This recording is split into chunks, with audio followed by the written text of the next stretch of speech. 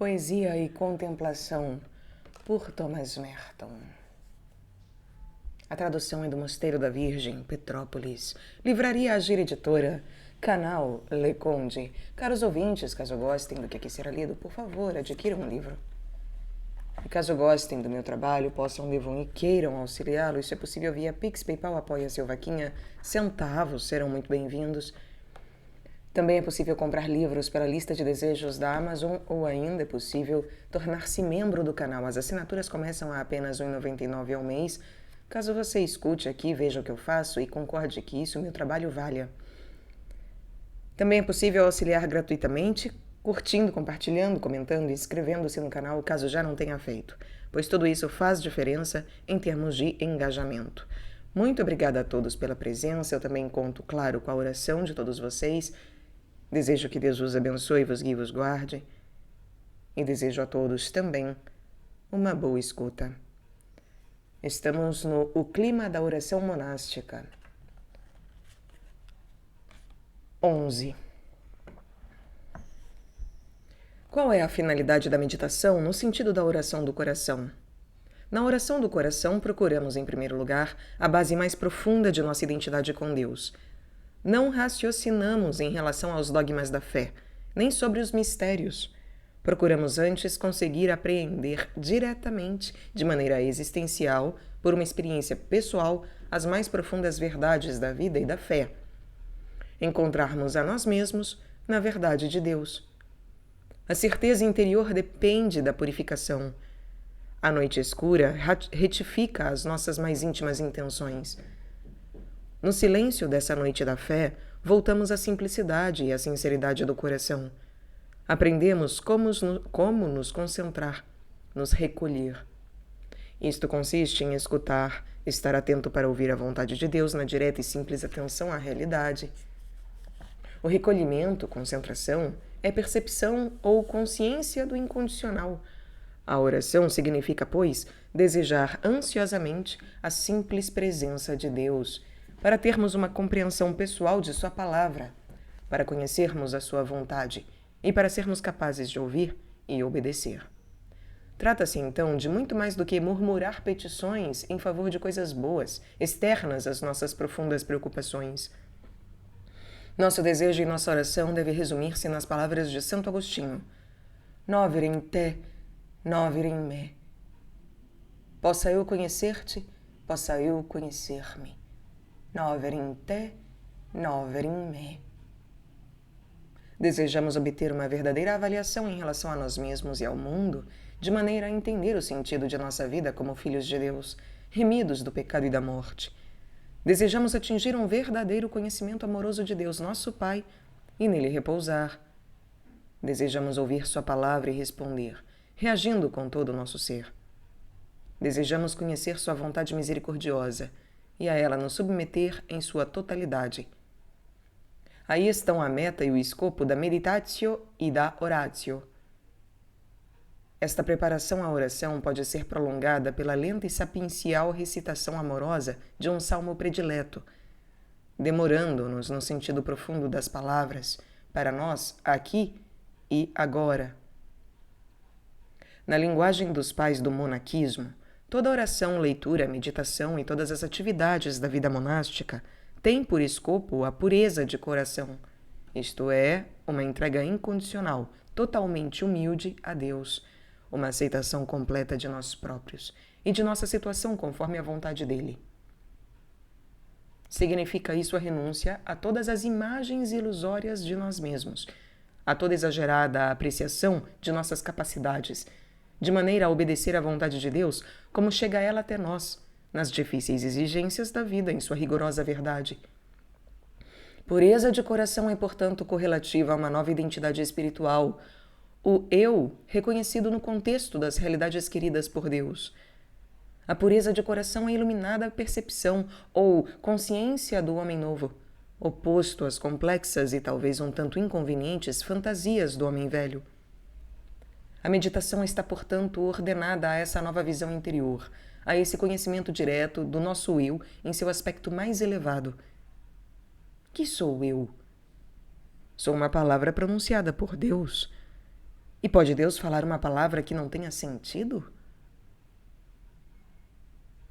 Que sou eu? Eu sou uma palavra pronunciada por Deus. E pode Deus falar uma palavra que não tenha sentido? Entretanto, estarei certo de que o sentido de minha vida é o sentido planejado para mim por Deus? Será que Deus impõe um sentido à minha vida por fora, através do acontecimento, do costume, da rotina, da lei, do sistema, do impacto com outros na sociedade? Ou sou eu chamado a criar por dentro, com Ele, com Sua graça, um sentido que irradie Sua verdade e me torne Sua palavra livremente pronunciada em minha situação pessoal? Minha verdadeira identidade permanece oculta no chamado de Deus à minha liberdade e em minha resposta a Ele. Quer isso dizer que devo empregar minha liberdade para amar com plena responsabilidade e autenticidade. Não se trata apenas de receber uma forma que me é imposta por forças externas, ou de organizar minha própria vida conforme um padrão social aprovado, mas trata-se de dirigir o meu amor para a realidade pessoal de meu irmão e de abraçar a vontade de Deus com toda a sua nudez e com frequência em seu impenetrável mistério. Não posso descobrir meu sentido se procuro escapar ao medo que surge ao experimentar de início a minha falta de sentido. Não posso descobrir meu sentido se eu busco escapar do medo que surge ao experimentar de início a minha falta de sentido. Pela meditação, penetro na mais íntima camada da base da minha vida.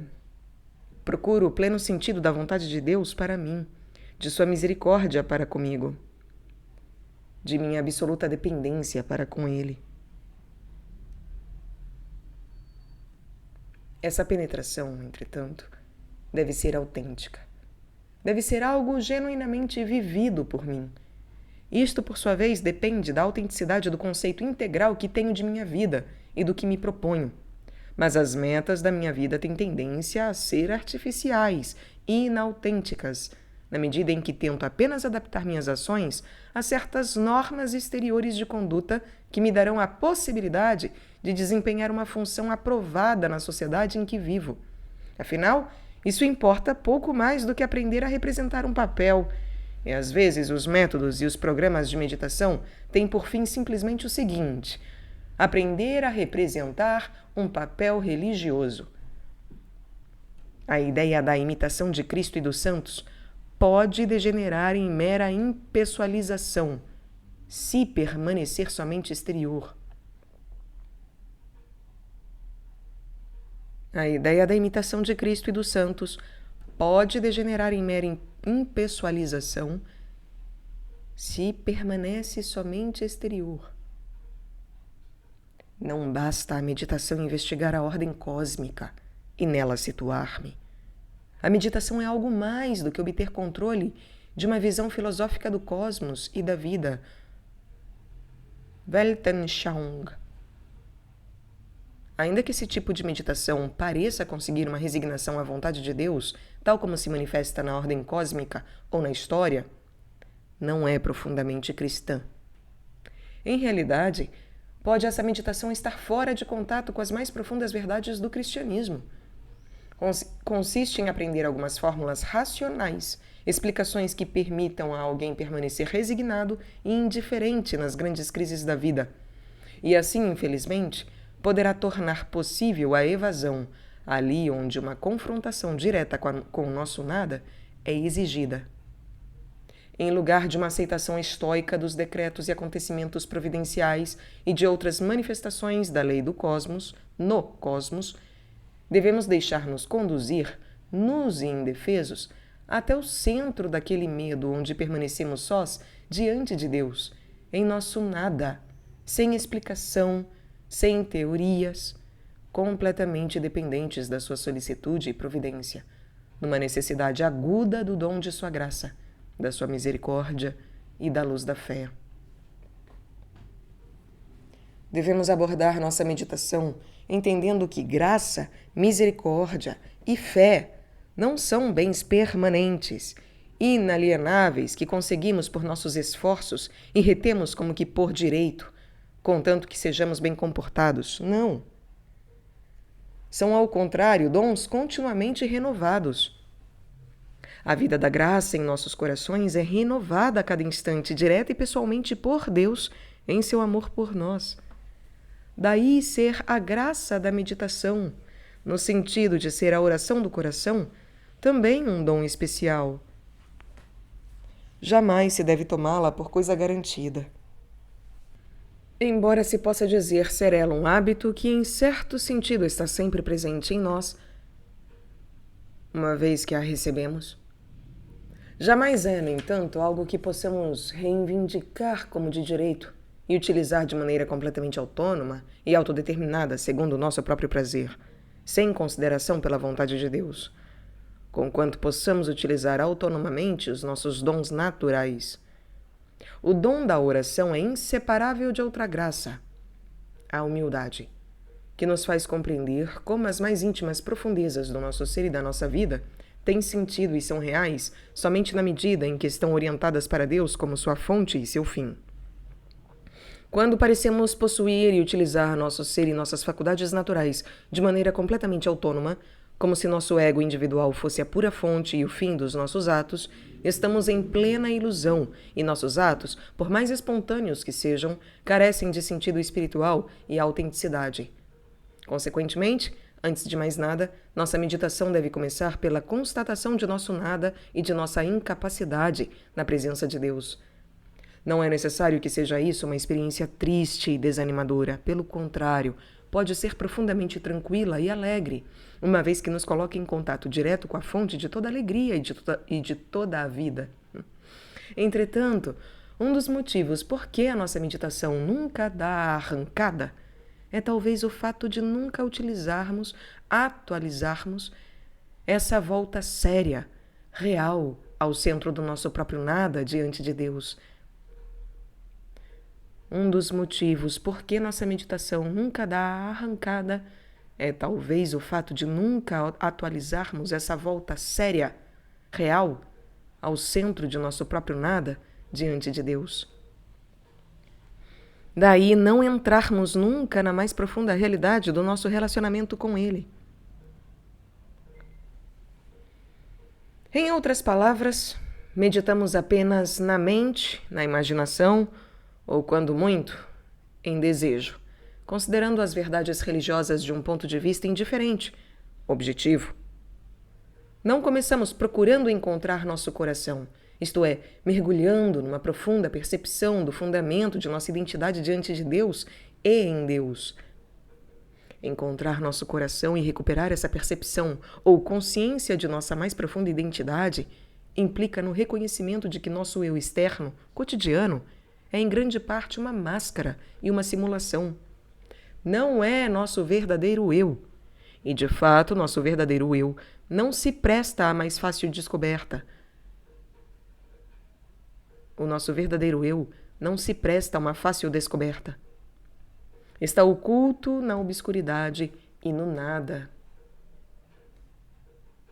No centro, onde estamos em direta dependência de Deus. Mas uma vez que a realidade de toda meditação cristã depende desse reconhecimento, nossa tentativa de meditar sem ele é, em realidade, autocontraditória. É como tentar andar sem pés. Outra consequência. Mesmo a capacidade de reconhecer a nossa condição diante de Deus é em si uma graça. Mesmo a capacidade de reconhecer a nossa condição diante de Deus é em si uma graça. Não podemos consegui-lo sempre por nossa própria vontade. Aprender a meditar não significa, portanto, aprender uma técnica artificial que produzirá infalivelmente a compunção e o senso do nosso nada, todas as vezes que isso for do nosso agrado. Pelo contrário, seria então o resultado da violência e inautêntico. A meditação implica a capacidade de receber essa graça sempre que o Senhor nos-la queira conceder Implica, portanto, uma disposição permanente à humildade, atenção ao real, receptividade, flexibilidade. Aprender a meditar significa, então, liberar-se gradativamente da habitual dureza de coração, do torpor, de um espírito grosseiro devido à arrogância, à não aceitação da simples realidade ou das exigências concretas da vontade de Deus. Se de fato nossos corações permanecem, na aparência, indiferentes e frios, e se achando que é moralmente impossível começar a meditar sob essa forma, então devemos ao menos compreender que essa frieza é em si um sinal de nossa carência e incapacidade. Devemos aceitá-lo, então, como motivação para orar. Podemos também refletir que talvez, sem o intencionarmos, caímos num espírito de rotina e não conseguimos ver como recobrar nossa espontaneidade sem a graça de Deus, pela qual temos de esperar pacientemente, mas com sincero desejo. Essa espera será ela própria uma escolha de humildade.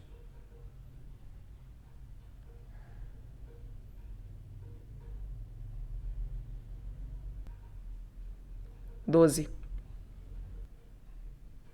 Sem querer fazer da vida cristã um culto do sofrimento por amor ao sofrimento, temos de admitir francamente que a autorrenúncia e o sacrifício são absolutamente essenciais à vida da oração. Para que a vida de oração transforme nosso espírito e faça de nós homens novos em Cristo, a oração deve estar acompanhada da conversão, a metanoia. É a profunda mudança de coração, em que morremos em certo nível do nosso ser, a fim de nos encontrarmos vivos e libertos noutro plano mais espiritual.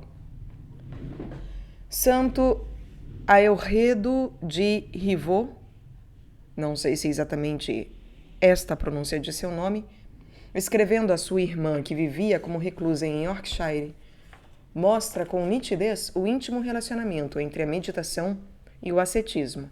Abre aspas. O amor de Deus requer duas coisas: amor no coração, affectus mentis, e virtude fecunda, effectus operis. Assim devemos trabalhar em relação ao exercício da virtude e amar com a doçura da experiência espiritual. A disciplina da virtude consiste num certo estilo de vida: trabalho manual, leitura, oração, vigílias, pobreza, jejum e coisas semelhantes. Nosso amor é nutrido na meditação salutar.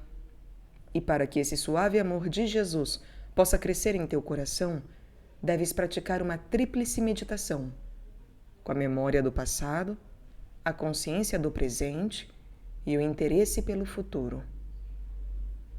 Fecha aspas. Devemos, pois, controlar nossos pensamentos e desejos. Temos de adquirir a libertação interior.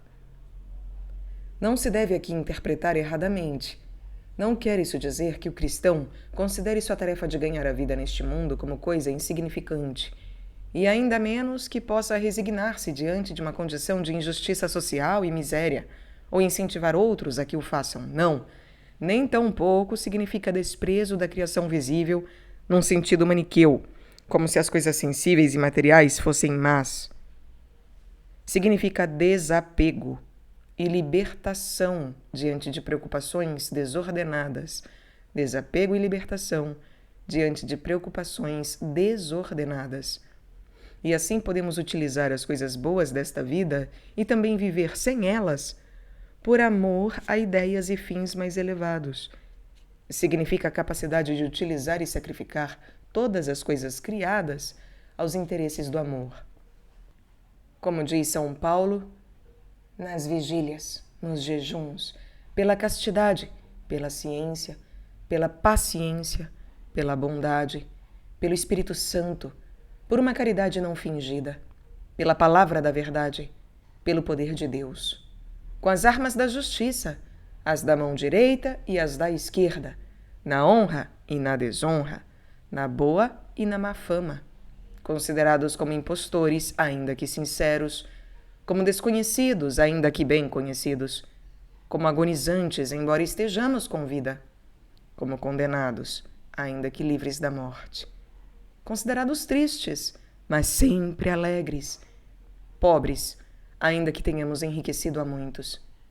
E como nada tendo, mas possuindo tudo.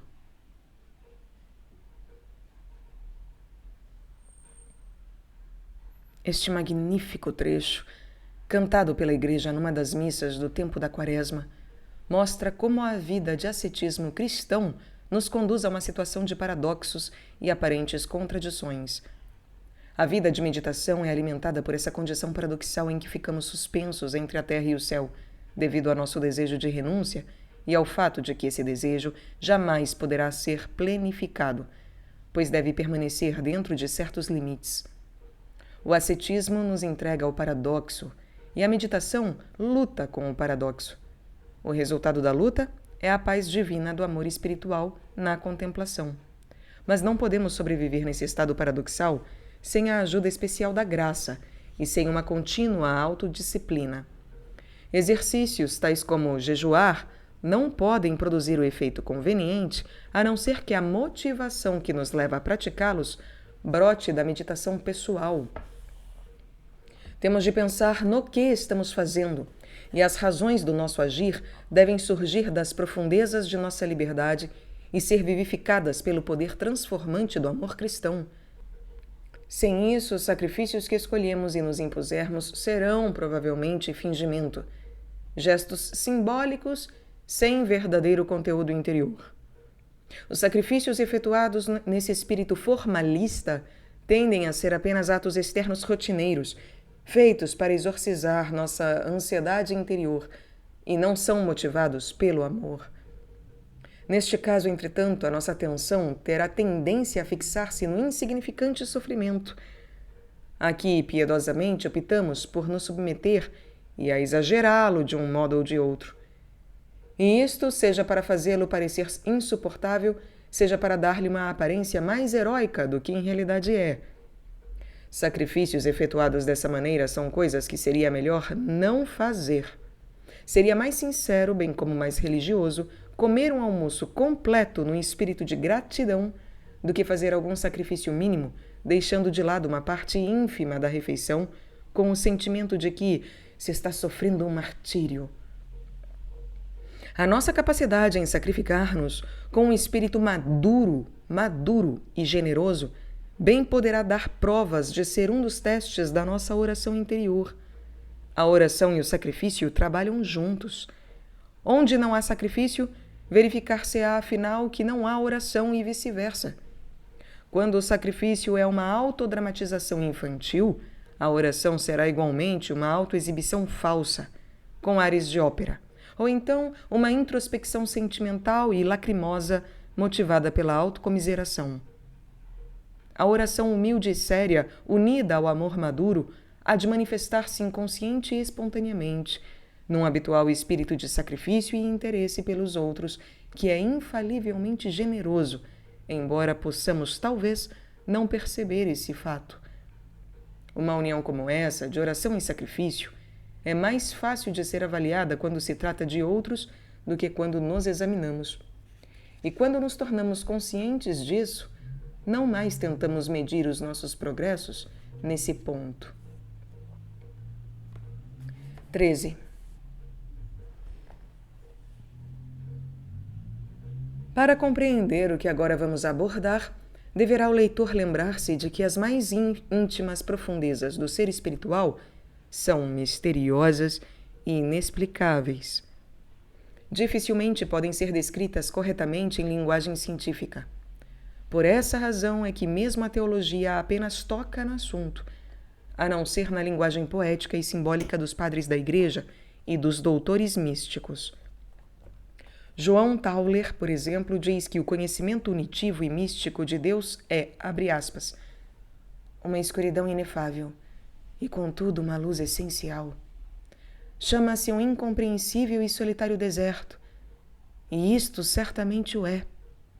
Ninguém pode encontrar seu caminho ao atravessá-lo, nem ver alguns marcos, pois não existem tais pontos de referência que pelos homens possam ser reconhecidos.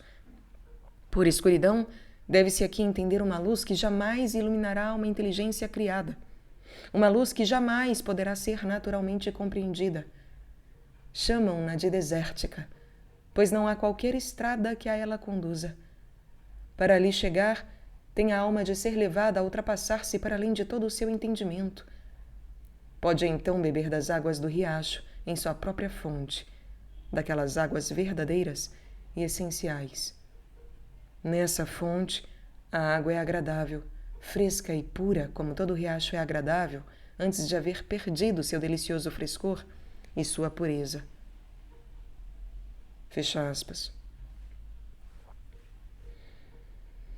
O conhecimento unitivo de Deus no amor é um conhecimento de um objeto por um sujeito. É um conhecimento de um tipo muito diferente e transcendente, no qual o ser criado, o eu que somos, como que desaparece em Deus, e só a Ele conhece. Na purificação passiva, portanto, o eu passa por uma espécie de esvaziamento e uma destruição aparente, até que, reduzido ao vazio, não mais se conhece separado de Deus. Assim, ao progredirmos no caminho do sacrifício, temos tendência cada vez mais acentuada a nos submetermos a uma ação purificadora que não podemos entender. Os sacrifícios que não escolhemos são muitas vezes de valor mais elevado do que aqueles pelos quais optamos por escolha própria. Especialmente em se tratando da meditação, temos de aprender a paciência no caminho árido e fatigante que nos leva por regiões desoladas na oração. A aridez torna-se cada vez mais frequente e mais difícil de ser tolerada à medida que o tempo vai passando. Em certo sentido, a aridez pode quase ser tomada como sinal de progresso na oração, contanto que esteja acompanhada por um sério esforço de autodisciplina. Na profecia de Oséias, o Senhor diz que conduzirá Israel ao deserto e aos lugares áridos de Jacó para falar-lhe ao coração e desposá-la na fé. Esta promessa se segue à ameaça de que Israel será despojada de todo o seu esplendor e do luxo em que se tem comprazido no culto sorrateiro aos falsos deuses. Abre aspas. Por isso fecharei com espinhos o seu caminho. Cercá-lo-ei de um muro e não encontrará mais saída. Perseguirá os seus amantes, mas não os alcançará. Procurá-los-á, mas não os encontrará. Então dirá, voltarei ao meu primeiro marido, porque eu era outrora mais feliz que agora. Ela não reconheceu que era eu quem lhe dava o trigo, o vinho e o óleo, que lhe prodigalizava a prata e o ouro que se consagra a Baal. Por isso retomarei o meu trigo no seu tempo e o meu vinho na sua estação. Retirarei minha lã e meu linho com que cobria a sua nudez. Vou descobrir sua abjeção aos olhos dos seus amantes, e ninguém a libertará de minha mão. Porei fim a todos os seus divertimentos, suas festividades, suas luas novas, seus sábados e todas as suas festas. Fecha aspas. Na tradição do misticismo cristão, um texto como esse pode ser aplicado à purificação da mente e do espírito do homem na aridez da oração à altura do desaparecimento das consolações espirituais. Pensar torna-se difícil e mesmo impossível, e a imaginação não obedece mais à nossa vontade nem aos nossos desejos. Nessa hora, os sentidos e sentimentos interiores se desassociam do nosso esforço espiritual e nos são obstáculo em lugar de ajuda. Nosso consciente começa a compreender sua falta de plena autonomia e nosso inconsciente faz sentir seu poder oculto por meio de distúrbios obscuros. Tudo isso é necessário para desapegar-nos de um caminho imaturo de oração e levar-nos à contemplação espiritual madura. Na noite escura dos sentimentos e dos sentidos, sente-se por vezes, frequentemente, angústia na oração. É necessário que assim seja, pois essa noite escura marca a transferência do pleno e livre controle da nossa vida interior para as mãos de um poder superior. E isso significa também que o tempo da obscuridade é, de fato, um tempo de riscos e difíceis opções. Começamos a sair de nós mesmos, isto é, somos arrastados para fora de nossos habituais e conscientes defesas, nossas habituais e conscientes defesas.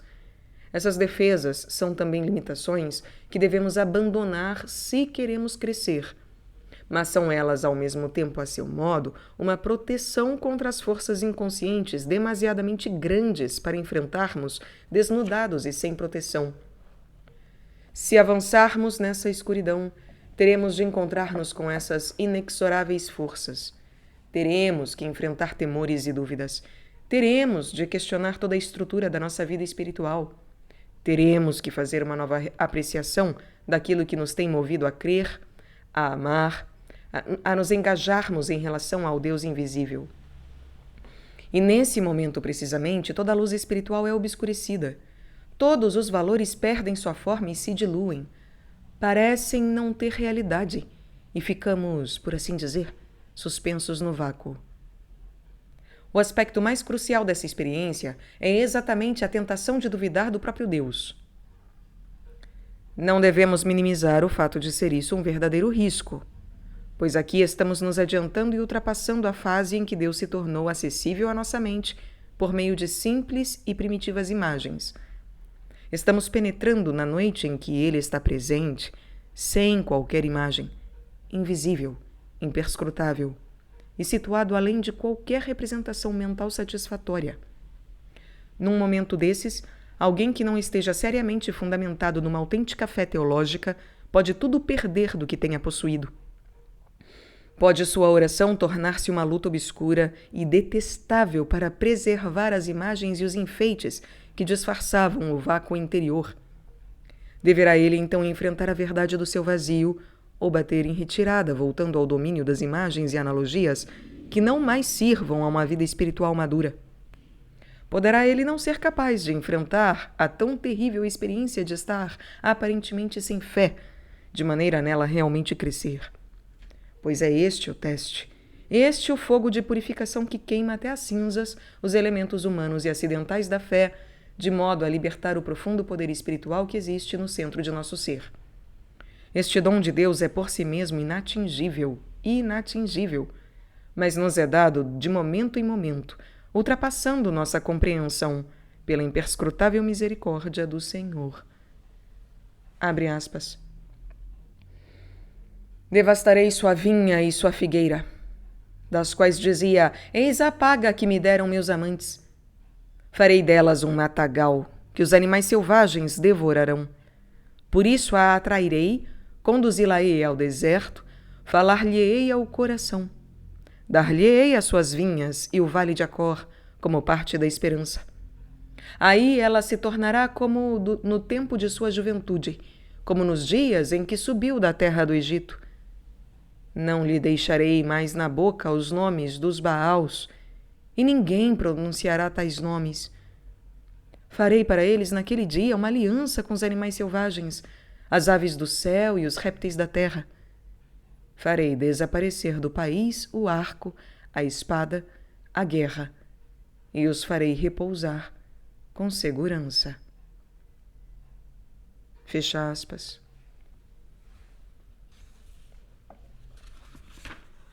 XIV. A meditação não é apenas o esforço intelectual para nos apoderarmos de certas ideias sobre Deus. Nem se trata tampouco de imprimir em nossos espíritos os mistérios de nossa fé católica.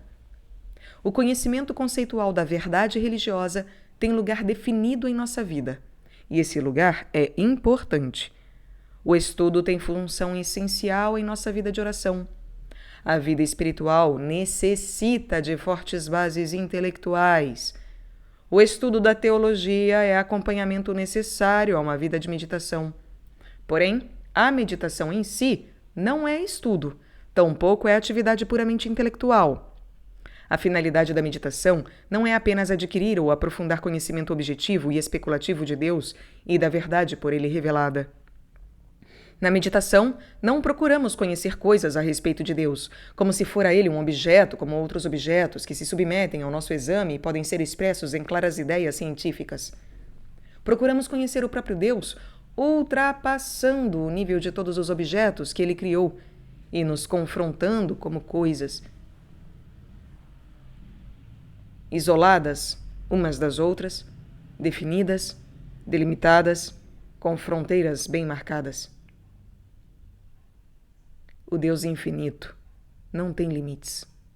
E nossas mentes não podem impor limites a Ele, nem a seu amor. Sua presença é então apreendida na percepção geral da fé amorosa. É conscientizada, sem ser conhecida cientificamente com precisão, como conhecemos uma espécie sob um microscópio. Não podemos verificar a presença de Deus como verificaríamos uma experiência de laboratório.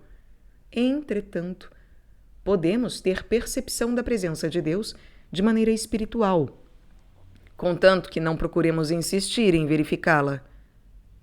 Logo que tentamos verificar a presença espiritual como um objeto de conhecimento exato, Deus nos escapa. Voltando aos textos clássicos de São João da Cruz sobre a noite escura da contemplação, vemos que sua doutrina em relação à fé é mal interpretada. Para alguns leitores, parece que São João da Cruz apenas diz que, se nos desviamos dos objetos visíveis e sensíveis, chegaremos a ver os invisíveis. São João da Cruz pode ser ouvido aqui, aliás. Ora, isso é neoplatonismo. Não é a doutrina de São João da Cruz. Para alguns leitores, parece que São João da Cruz apenas diz que, se nos desviamos dos objetos visíveis e sensíveis, chegaremos a ver os invisíveis. Não. Pelo contrário. João ensina que a alma, abre aspas, deve ficar às escuras, não só quanto à parte sensível e inferior relativa às criaturas e ao temporal, mas também quanto à parte racional e superior, de que vamos tratando agora, cujo objeto é Deus e todas as coisas espirituais. Para chegar à alma, a transformação sobrenatural evidentemente há de obscurecer-se e transpor-se além dos limites da vida natural, sensitiva e racional. Porque sobrenatural significa precisamente passar acima do natural. Portanto, o natural deve ficar abaixo. Como a transformação e a união divina não podem cair em sentido e habilidade humana, a alma, para aí chegar, tem necessidade do perfeito desapego de todas as coisas, inferiores e superiores, segundo a afeição e vontade, empregando nisso toda a sua diligência, todo o seu amor. Da parte de Deus, que não fará Ele numa alma assim despojada, abnegada e aniquilada? É mister estar vazia e livre, mesmo quanto aos dons sobrenaturais recebidos, permanecendo às escuras como cega, apoiada na fé e tomando-a por guia, luz e apoio. Não deve fazer caso do que ouve, gosta, sente ou imagina, pois tudo isso é treva que a fará errar o caminho. E a fé está acima de todas essas coisas. Se não quiser ficar totalmente às escuras, não chegará ao mais elevado que justamente nos ensina a fé. Fecha aspas.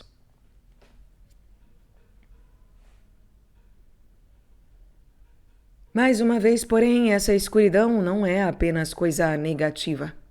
Traz consigo a iluminação que escapa à investigação e ao controle do entendimento. Pois que poderá impedir que Deus opere na alma aquilo que Ele quer, se ela está desapegada, entregue e aniquilada?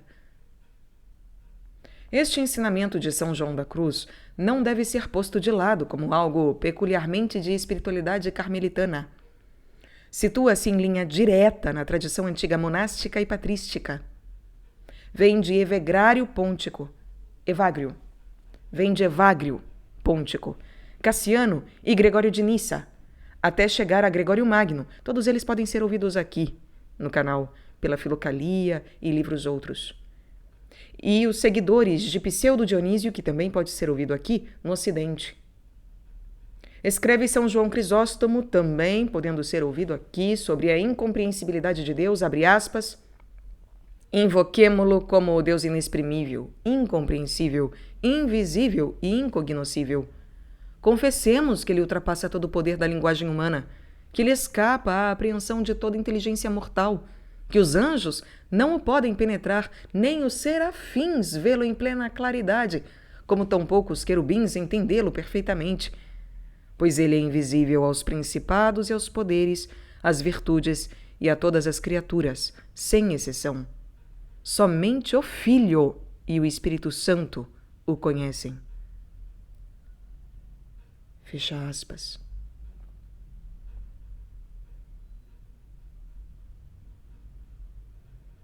São Gregório de Nissa descreve assim a noite mística. Abre aspas. Noite designa a contemplação, teoria, das coisas invisíveis à maneira de Moisés, que penetrou na escuridão onde Deus estava. Este Deus que faz da escuridão seu esconderijo. Envolta na noite divina, a alma procura aquele que está oculto na treva. Possui realmente o amor por ele, a quem procura. Mas o amado escapa ao abraço de seus pensamentos. Assim, abandonando a busca, a alma reconhece aquele a quem deseja pelo simples fato de que o conhecimento dele ultrapassa o entendimento. Assim exclama: tendo deixado para trás todas as coisas criadas e abandonado o auxílio do entendimento, unicamente pela fé encontrei o meu amado. E não o deixarei ir-se, agarrando-o com a firmeza da fé, até que entre em meu aposento íntimo. O aposento íntimo é o coração que é capaz de permanecer no interior, uma vez que recuperou o seu estado primitivo. Fecha aspas. E declara Evagrio Pontico no Tratado da Oração, por muito tempo atribuído a São Nilo, abre aspas, assim como a luz que tudo nos desvenda não precisa de outra luz para ser vista, também Deus, que nos mostra todas as coisas, não precisa de uma luz na qual possa ser visto, pois Ele mesmo é, por essência, a luz. Não vejas em ti diversidade alguma quando oras, e não deixes que tua inteligência receba a impressão de nenhuma forma. Penetra imaterialmente no imaterial e compreenderás, aspirando a ver a face do Pai que está no céu. Por nada neste mundo busques ver uma forma ou figura na hora da oração. Fecha aspas. Voltando aos místicos de Renânia, encontramos João Tauler tipicamente a declarar, abre aspas, tudo aquilo em que o homem repousa com alegria, tudo que ele retém como um bem que lhe pertence, está comido pelos vermes, salvo o desaparecer absoluto e simples no puro, incognoscível, inefável e misterioso bem que é Deus, pela renúncia a nós próprios e a tudo o que nele aparecer, e a tudo o que possa nele aparecer. Fecha aspas. E Ruiz Broeck, abre aspas, o homem interior entra em si de maneira simples, acima de toda atividade e de todos os valores, a fim de aplicar-se a um simples olhar no amor de fruição. Ali encontra a Deus sem intermediário, e da unidade de Deus penetra nele o brilho de uma luz simples. Essa luz simples demonstra ser treva, nudez e nada. Nessa escuridão, o homem é envolvido e mergulha num estado sem categorias, no qual se perde.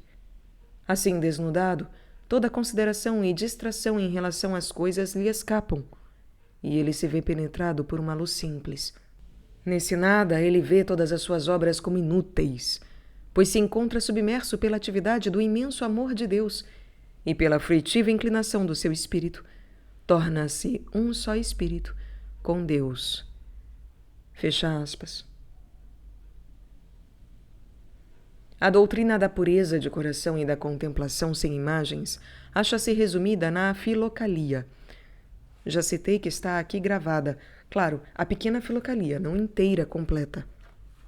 A completa é enorme. Vale a pena conhecer esta obra, meus caros. Abre aspas.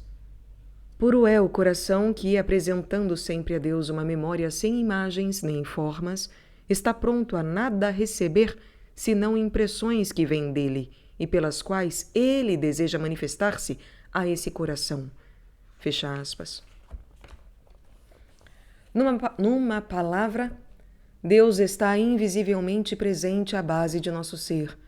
Nossa fé e nosso amor o atingem, mas ele permanece oculto ao olhar arrogante da nossa mente inquiridora, que procura capturá-lo e assegurar-se da posse permanente dele, num ato de conhecimento que nos dá poder sobre ele. É de fato absurdo e impossível apreender a Deus como objeto que pode ser captado e compreendido por nossas mentes. O conhecimento de que somos capazes é simplesmente um conhecimento a respeito dele. Por meio de analogias, ele nos é indicado, mas devemos transcendê-las a fim de atingi-lo. Temos, todavia, de nos transcender também a nós próprios, como a nossas analogias, e procurando conhecer a Deus, temos de esquecer-nos do relacionamento costumeiro, objeto-sujeito, que caracteriza nossos atos habituais de conhecimento. Em lugar disso, conhecemo-lo na medida em que nos tornamos conscientes de nós mesmos como conhecidos a fundo por ele. Nós o possuímos, entre aspas, na proporção em que percebemos sermos possuídos por ele nas mais íntimas profundezas de nosso ser. A meditação ou oração do coração é o esforço ativo que fazemos para manter nossos corações abertos para Deus, de maneira a sermos por ele iluminados e plenificados por essa percepção de nosso verdadeiro relacionamento para com ele. Portanto, a forma clássica de meditação é a invocação repetida do nome de Jesus no coração que se esvaziou de imagens e preocupações. A forma clássica de meditação é a invocação repetida do nome de Jesus no coração que se esvaziou de imagens e preocupações. Assim, o escopo da meditação no contexto da fé cristã não é chegar a um conhecimento objetivo e aparentemente científico em relação a Deus, e sim chegar a conhecê-lo através da consciência de que o nosso próprio ser está penetrado pelo conhecimento e o amor de Deus em relação a nós. Nosso conhecimento de Deus é, paradoxalmente, um conhecimento não dele, como objeto de nossa observação, mas de nós mesmos, como inteiramente dependentes do seu conhecimento salvífico e misericordioso em relação a nós. É na proporção em que somos por ele conhecidos que encontramos nosso ser verdadeiro e nossa identidade com Cristo. Conhecemo-lo em nós e através de nós, na medida em que sua verdade é a fonte de nosso ser, e em que seu amor misericordioso é o próprio centro de nossa vida e de nossa existência. Não temos outra razão de ser senão a de sermos por ele amados como nosso Criador e Redentor e de amá-lo em retorno. Não há verdadeiro amor de Deus que não implique um profundo apreender e uma aceitação íntima, pessoal, desse relacionamento em profundidade. Todo o escopo da meditação consiste em aprofundar a consciência desse relacionamento básico da criatura com seu Criador e do pecador com seu Redentor. Já foi dito acima que a doutrina mística do incognoscível, pela qual ascendemos ao conhecimento de Deus como o não visível, o sem forma ou figura, para além de todas as imagens e de todos os conceitos, não deve ser mal interpretada como simples desviar-se de ideias de coisas materiais para voltar-se a ideias de coisas imateriais. Não. O conhecimento místico de Deus, que já se inicia de certo modo incoativo na fé viva, não é um conhecimento de essências imateriais e invisíveis, como distintas do visível e material. Se, em certo sentido, nada daquilo que podemos ver ou entender pode dar-nos uma ideia plenamente adequada de Deus, exceto por remota analogia, podemos então dizer que as imagens e os símbolos, e mesmo a matéria que entra nos sinais sacramentais e nas obras de arte, recuperam certa dignidade, de direito próprio, uma vez que não são mais rejeitados em favor de outros objetos imateriais considerados superiores, como se fossem capazes de fazer-nos ver a Deus mais perfeitamente. Pelo contrário, uma vez que estamos bem conscientes de que as imagens, as obras de arte, são apenas coisas materiais, temos tendência a utilizá-las com maior liberdade e menos risco de erro. Isso porque precisamente percebemos limitações de sua natureza. Sabemos que podem ser apenas meios para um fim e não fazemos desses meios ídolos. Pelo contrário, hoje em dia, o perigo maior está em elevar as ideias e as ideologias ao nível de ídolos, adorando-as por amor a elas. Podemos então dizer aqui, ainda que de passagem, que a imagem, a arte, o símbolo, o rito e, evidentemente, o sacramento, sobretudo, trazem correta e convenientemente à vida de oração e de meditação coisas materiais, utilizando-as como meios a fim de penetrar com maior profundidade na oração. Denis de Rougemont chamou a arte uma armadilha calculada para a meditação. O aspecto estético do culto em nossa vida não deve ser negligenciado, especialmente no dia de hoje. Hoje em dia, quando estamos apenas recuperando de uma era de abominação e desolação em relação à arte sacra. Isso se deve, em parte, a uma espécie de atitude maniqueia para com a beleza natural de um lado e, de outro, a uma negligência racionalista para com as coisas sensíveis. Assim, tudo o que foi dito acima nas citações de São João da Cruz e de outros doutores do misticismo cristão sobre a noite escura dos sentidos não deve ser mal interpretado.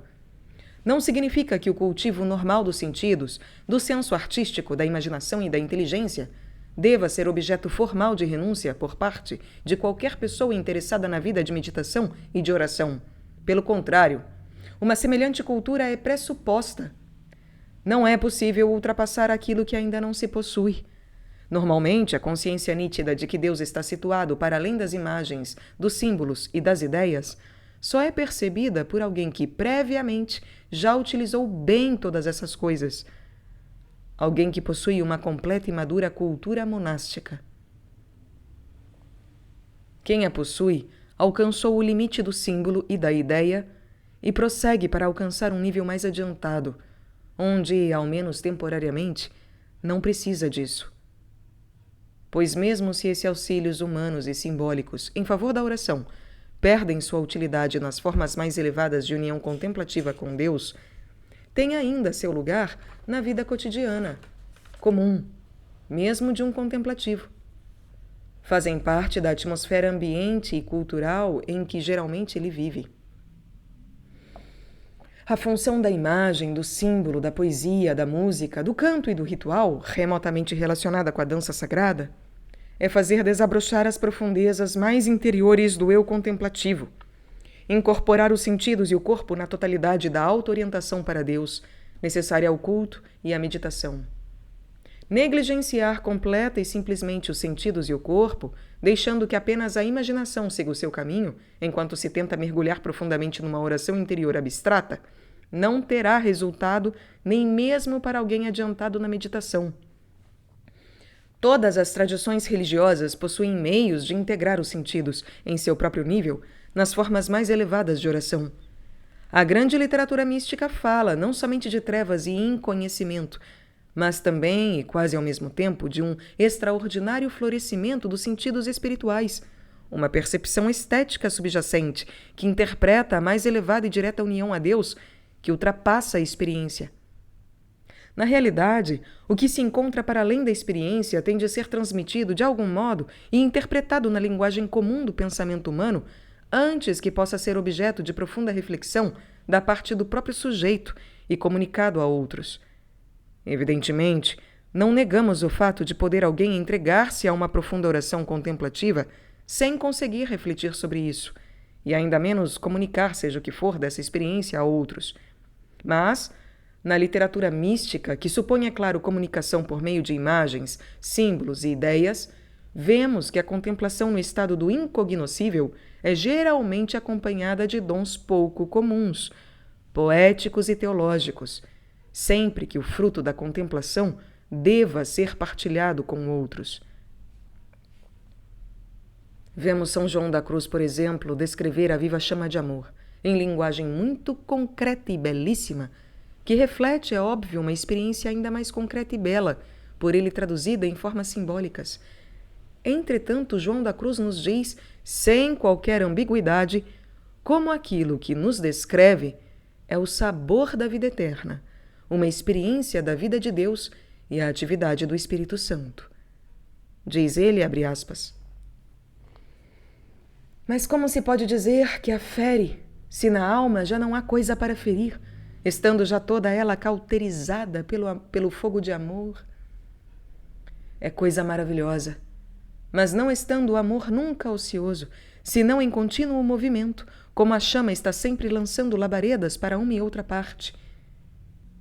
E sendo seu ofício ferir para enamorar e deleitar, como está na tal alma em viva chama, está-lhe arremessando seus golpes como labaredas terníssimas de delicado amor, exercitando jocunda e festivamente as artes e jogos do amor, como em palácio das suas bodas, como Assuero com a sua esposa Esther, mostrando-lhe as suas graças, descobrindo-lhe as suas riquezas e a glória da sua grandeza, para que se cumpra nesta alma o que ele disse nos provérbios. Cada dia me deleitava brincando continuamente diante dele, brincando sobre o globo terrestre e achando as minhas delícias em estar com os filhos dos homens. Isto é, dando-as a eles. Pelo que estas feridas, que são os seus jogos, são labaredas de ternos toques que ferem por momentos a alma por parte do fogo do amor, que não está ocioso, os quais, diz, se dão e ferem. Da minha alma no centro mais profundo, porque é na substância da alma, onde nem o centro do sentido nem o demônio podem chegar, que se passa esta festa do Espírito Santo, e, portanto, tanto mais segura, substancial e deleitável, quanto mais interior é, porque quanto mais interior, mais pura é. E quanto mais pureza há, tanto mais abundante, frequente e geralmente se comunica a Deus. E assim é tanto mais o deleite e o gozar da alma e do espírito, porque é Deus o obreiro de tudo, não fazendo a alma nada da sua parte. Pois como a alma não pode fazer ato nenhum, senão pelo sentido corporal e ajudada por ele, do qual neste caso ela está muito livre e muito longe, o seu ofício é já só receber de Deus, que é quem unicamente pode, no fundo da alma e sem a ajuda dos sentidos, emitir atos e neles mover a mesma alma. Fecha aspas. Quando o próprio São João da Cruz declara que não devemos tentar atingir a união com Deus esforçando-nos por fazer surgirem imagens de tais experiências em nossos corações, não está evidentemente invalidando o que disse numa tentativa de comunicar uma experiência de Deus depois do fato. Está, pelo contrário, tentando proteger o leitor de uma manipulação egocêntrica e espiritualmente cega de imagens e conceitos, a fim de atingir um suposto conhecimento de Deus como um objeto que pode ser conhecido e desfrutado pela mente do homem por meio de termos intelectuais e estéticos. Há sim um certo conhecimento de Deus que se alcança por meio de imagens e racionalização. Isso, porém, não é de modo algum o tipo de conhecimento experiencial descrito por São João da Cruz. Em realidade, o emprego da imagem e do conceito pode tornar-se muito perigoso num clima de egocentrismo e falso misticismo. O abuso perigoso das imagens e do símbolo pode ser constatado, por exemplo, no caso de alguém que tenta fazer surgir uma chama viva, pelo exercício da vontade, da imaginação e do desejo, e se persuade então a si próprio de que teve a experiência de Deus. Num tal caso, ter-se-ia de pagar muito caro essa evidente fabricação, pois existe uma diferença total entre os frutos de uma autêntica experiência religiosa, puro dom de Deus, e os resultados da nossa imaginação. Como declarou sem rodeios Jacob Böhm, que pode ser ouvido aqui no canal, onde encontramos nas Escrituras que uma prostituta pode tornar-se virgem por simples decreto? Onde encontramos nas Escrituras que uma prostituta pode tornar-se virgem por simples decreto? Jacob Böhm. A experiência viva do amor divino e do Espírito Santo na viva chama, a que se refere São João da Cruz, é uma verdadeira consciência que se tem de haver morrido e ressuscitado em Cristo. É uma experiência de renovação mística, uma transformação interior ocasionada unicamente pelo poder do amor misericordioso de Deus, que implica a morte do ego egocêntrico, autocêntrico e autossuficiente, e o surgir de um novo ser libertado que vive e age no espírito. Mas se o antigo eu, o ego autônomo e calculador, procura apenas imitar os efeitos de uma tal regeneração para a satisfação e vantagem próprias, o efeito é exatamente o oposto. O ego procura afirmar-se em sua própria existência egoísta. O ego procura afirmar-se em sua própria existência egoísta. O grão de trigo não penetrou na terra e não morreu. Não morreu. Permanece duro, isolado e seco. Não há fruto nenhum. Apenas um gabar-se mentiroso e blasfemo. Um ridículo fingimento. Se a mentira e a invenção do ponto de vista psicológico são perniciosas, mesmo nas relações comuns com outras pessoas, uma alha onde uma certa medida de falsificação não é rara, toda falsidade é desastrosa em qualquer relação com a base de nosso próprio ser e com Deus que a nós se comunica através de nossa própria verdade interior. Falsificar nossa verdade interior, sob pretexto de nos unirmos a Deus, seria a mais trágica infidelidade a nós mesmos em primeiro lugar, à vida, à própria realidade e, é claro, a Deus. Tais invenções acabam por nos deslocar da nossa existência, toda nossa existência, moral e intelectual.